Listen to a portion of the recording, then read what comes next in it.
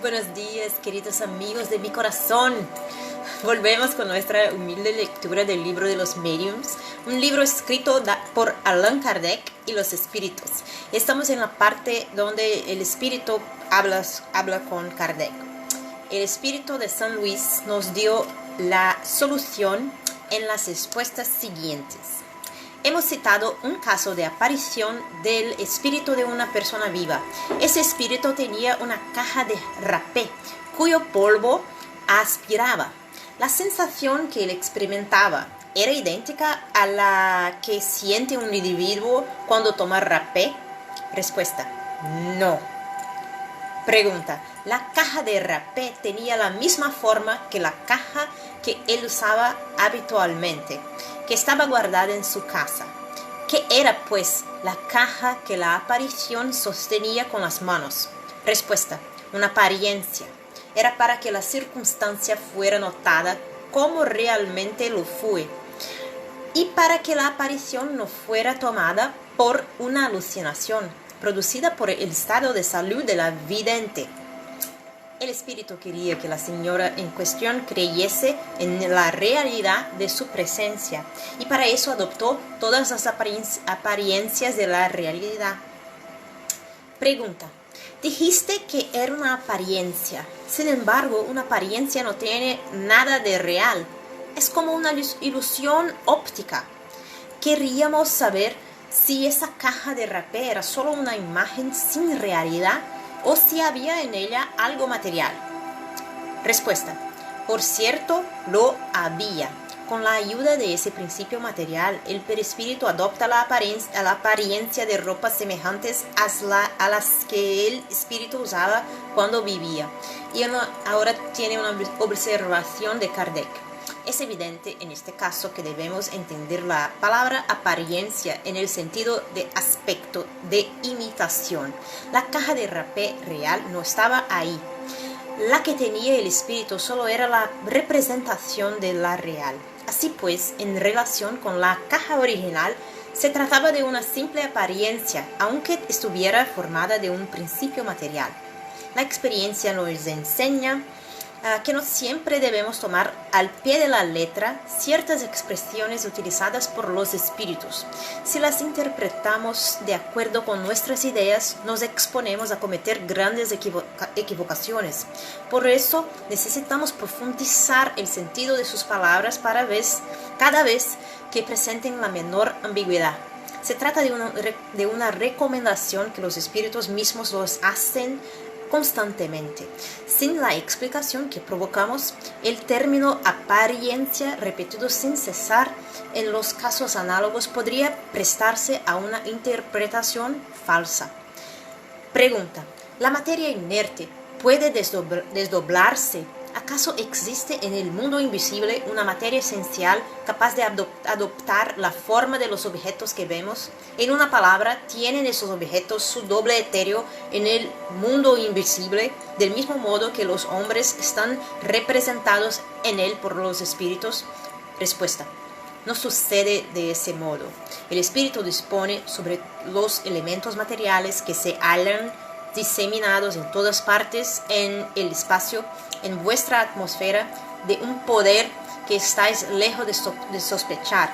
Puede concentrar la voluntad a voluntad en esos elementos y darles la forma aparente adecuada a sus proyectos. Observación de Kardec. Como se puede ver, esta pregunta era la traducción de nuestro pensamiento. Es decir, que la idea que nos formábamos acerca de la naturaleza de esos objetos. Si las respuestas fueran, como algunos pretenden, el reflejo del pensamiento, habríamos obtenido la confirmación de nuestra teoría y no una teoría contraria. Pregunta: hago de nuevo la pregunta en forma categórica a fin de evitar cualquier equívoco. ¿Las ropas con que se cubren los espíritus son algo? Respuesta: creo que mi respuesta precedente resolvió el problema. ¿Acaso no sabéis que el perispíritu mismo es algo? Pregunta: de esta explicación resulta que los espíritus logran a voluntad que la materia etérea sufra transformaciones. Así, por ejemplo, en el caso de la caja de rapé, el espíritu no la encontró hecha, sino que él mismo la hizo en el momento en que la necesitó, mediante un acto de su voluntad, y también pudo deshacerla. Lo mismo debe de ocurrir con todos los demás objetos, como ropas, joyas, etc. Respuesta: es evidente. Pregunta: ¿la caja de rapé fue visible para aquella señora a tal punto que produjo en ella la ilusión de que era real? ¿El espíritu habría podido hacer que fuera tangible para ella? Respuesta: sí, habría podido. Pregunta: puesto que es así, ¿esta señora habría podido tomarla con las manos convencida de que sostenía una caja de rapé verdadera? Respuesta: sí. Pregunta: si hubiera abierto la caja, probablemente habría encontrado rapé en su interior. Y si lo hubiese aspirado, ¿el polvo habría hecho que estornudara? Respuesta: sí. Pregunta: así pues, el espíritu puede darle a un objeto no solo la forma, sino también propiedades especiales. Respuesta: sí, en caso de que lo desee. Como consecuencia de ese principio, he respondido de manera afirmativa a las preguntas anteriores. Ya tendréis pruebas de la poderosa acción que el espíritu ejerce sobre la materia, acción que estás lejos de sospechar, como he dicho hace poco. Pregunta: supongamos entonces que el espíritu quiera hacer una sustancia venenosa. Si una persona la ingiere, ¿resultará envenenada? Respuesta: puede hacer esa sustancia, pero no lo hará porque no se le permite. Pregunta: ¿tiene poder para hacer una sustancia saludable que sirva para curar una enfermedad? ¿Se ha presentado un caso así? Respuesta: sí, muchas veces. Respuesta: pregunta: entonces puede hacer también una sustancia alimenticia. Supongamos que haga una fruta, algún manjar. ¿Podría alguien comerlo y quedar saciado? Respuesta: sí, pero no busquéis tanto para encontrar lo que es tan fácil de comprender. Basta con un rayo de sol para que se vuelvan perceptibles a vuestros órganos densos esas partículas materiales que colman en el espacio en que vivís. ¿Sabéis que el aire contiene vapores de agua? Si los condensáis, volverán al estado normal. Privad de calor a esas impalpables e invisibles moléculas y se convertirán en un cuerpo sólido, muy sólido. Lo mismo pasa con muchas otras sustancias de las cuales los químicos extraen maravillas aún más sorprendentes. Sucede que el espíritu dispone de instrumentos más perfectos que los vuestros, la voluntad y el permiso de Dios. Observación de Kardec: el asunto de la saciedad es muy importante. ¿De qué modo puede provocar saciedad una sustancia cuya existencia y propiedades son solamente temporarias y en cierto modo convencionales? Esa sustancia, mediante su contacto con el estómago, produce la sensación de saciedad, pero no la saciedad que resulta de la plenitud. Puesto que una sustancia de esa naturaleza puede obrar sobre la economía animal y modificar un estado mórbido, puede también actuar sobre el estómago y producir en él la impresión de la saciedad. No obstante, rogamos a los señores farmacéuticos y dueños de restaurantes que no se sientan celosos ni creen que los espíritus vienen a hacerles competencia. Esos casos son raros, excepcionales y nunca dependen de la voluntad. De lo contrario, nos alimentaríamos y nos curaríamos a muy bajo costo. Pregunta: ¿los objetos que se vuelven tangibles mediante la voluntad del espíritu pueden adquirir un carácter permanente y estable y ser de uso frecuente? Respuesta: eso puede suceder, pero no se hace. Está fuera de las leyes. Pregunta: ¿todos los espíritus ¿tienen en un grado similar el poder de producir objetos tangibles? Respuesta: no cabe duda de que cuanto más elevado es el espíritu, tanto más fácilmente lo consigue. Sin embargo, eso también depende de las circunstancias. Los espíritus inferiores pueden tener ese poder. Pregunta: ¿el espíritu comprende siempre la manera en que produce su vestimenta y los objetos cuya apariencia él muestra?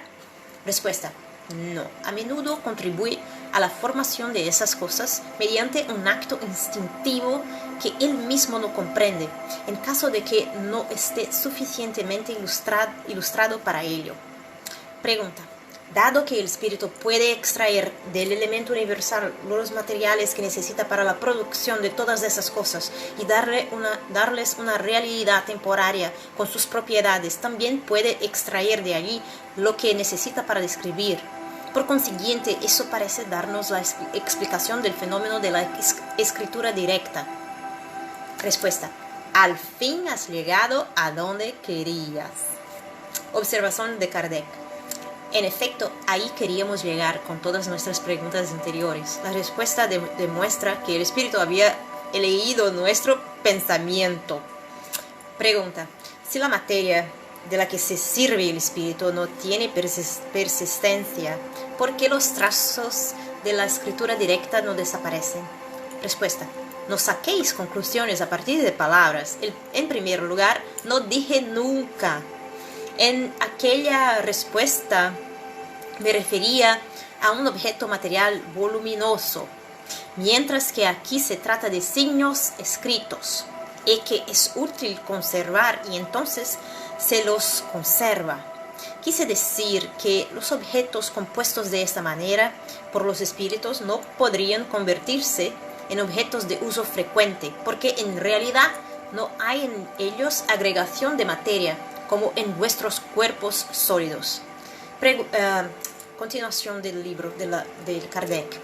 La teoría precedente puede ser resumida de este modo: el espíritu actúa sobre la materia, extrae de la materia cósmica universal los elementos necesarios para formar, según lo desee, objetos que tengan la apariencia de los diversos cuerpos que existen en la tierra.